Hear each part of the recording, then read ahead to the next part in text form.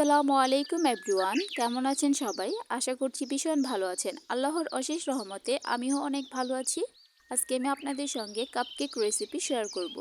ভিডিওটি শুরু থেকে শেষ পর্যন্ত দেখবেন। আশা করছি ভিডিওটি ভীষণ ভালো লাগবে। আমি শুকনো একটি বাটি নিয়ে নিয়েছি। এখন একটি চালনি নিয়ে নিব।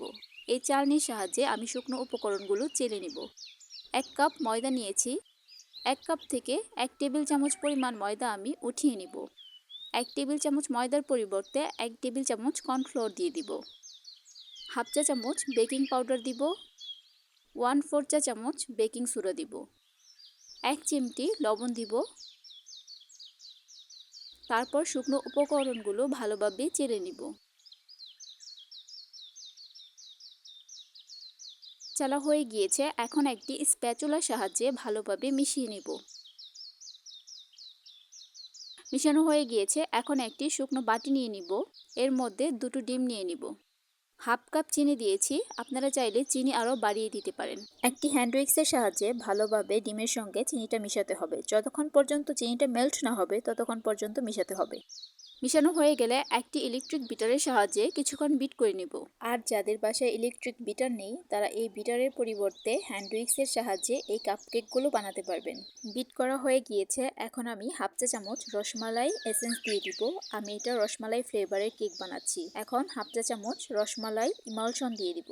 তারপর 1/4 কাপ সয়াবিন তেল দিয়ে দিব। তারপর আবার কিছুক্ষণ বিট করে নেব। আমি ততক্ষণ পর্যন্ত বিট করব যতক্ষণ পর্যন্ত ডিমের মিশ্রণের সঙ্গে তেলটা ভালোভাবে না মিশছে। বিট করা হয়ে গিয়েছে। এখন আগে থেকে চেলে রাখা শুকনো উপকরণ আমি অল্প অল্প করে দিব।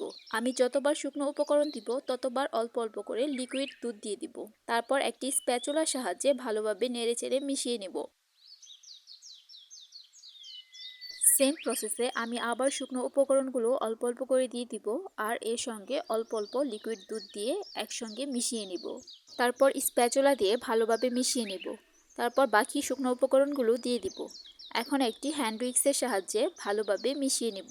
আমার কাছে স্প্যাচুলা থেকে হ্যান্ড উইক্স দিয়ে মিশাতে বেশি সুবিধা মনে হয়েছে, তাই আমি এখন হ্যান্ড উইক্স ব্যবহার করছি। তো দেখতেই পাচ্ছেন ব্যাটারটা পারফেক্ট করার জন্য আমি অল্প অল্প লিকুইড দুধ দিয়ে দিচ্ছি আর হ্যান্ড উইক্সের সাহায্যে ভালোভাবে মিশিয়ে নিয়েছি।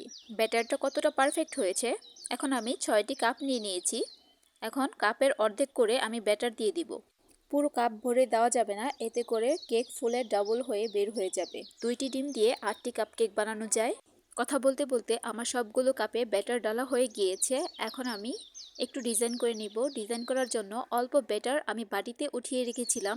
এর মধ্যে 1 টেবিল চামচ কোকো পাউডার দিয়েছি আর অল্প একটু দুধ দিয়ে স্প্যাচুলা দিয়ে ভালোভাবে নেড়েচেড়ে মিশিয়ে নেব। তো দেখতেই পাচ্ছেন মেশানো হয়ে গিয়েছে। এখন একটি পাইপিং ব্যাগ নিয়ে নিয়েছি। পাইপিং ব্যাগে মিশ্রণটা ঢেলে দিব। ঢালা হয়ে গিয়েছে। এখন দেখতেই পাচ্ছেন কিভাবে আমি ডিজাইনগুলো করছি। তো আপনারা চাইলে আপনাদের মন মতো করে ডিজাইন করতে পারেন। আপনারা একটু খেয়াল করলে বুঝতে পারবেন আমি কিভাবে ডিজাইন করছি। ডিজাইনগুলো করা অনেক সহজ, আপনারা ট্রাই করলেই পারবেন। এখন একটি টুথপিকের সাহায্যে আমি আরও একটু ডিজাইন করে নিব। আপনারা একটু মনোযোগ দিয়ে দেখলেই বুঝতে পারবেন আমি ডিজাইনগুলো কিভাবে করছি। আমি কেকগুলো ওভেনে বেক করব, তাই আমি 180 ডিগ্রি তাপমাত্রায় 10 মিনিট প্রিহিট করে নিয়েছি। এখন কাপগুলো একটা একটু করে ওভেনের ভিতরে দিয়ে দিব। আর যদি চুলায় বেক করতে চান তাহলে বড় একটি হাঁড়ি আগে থেকে 10 মিনিট হাই হিটে প্রিহিট করে নেবেন। তারপর একটি স্ট্যান্ড বসিয়ে তার উপর একটি প্লেট দিয়ে সবগুলো কাপ প্লেটের উপর সাজিয়ে দিয়ে একটি ঢাকনার সাহায্যে ভালোভাবে ডেকে 25 থেকে 30 মিনিট ভালোভাবে বেক করে নেবেন। চুলার তাপ মিডিয়াম টু লো করে দিবেন। কথা বলতে বলতে আমার কেকগুলো হয়ে গিয়েছে। তো দেখতেই পাচ্ছেন কেকগুলো সম্পূর্ণ বেক হতে আমার 30 মিনিট সময় লেগেছে। আমি এত সুন্দর করে কেকের উপর ডিজাইন করে দিয়েছিলাম, কিন্তু কেকগুলো যখন ফুলে উঠেছে তখন ডিজাইনগুলো নষ্ট হয়ে গিয়েছে।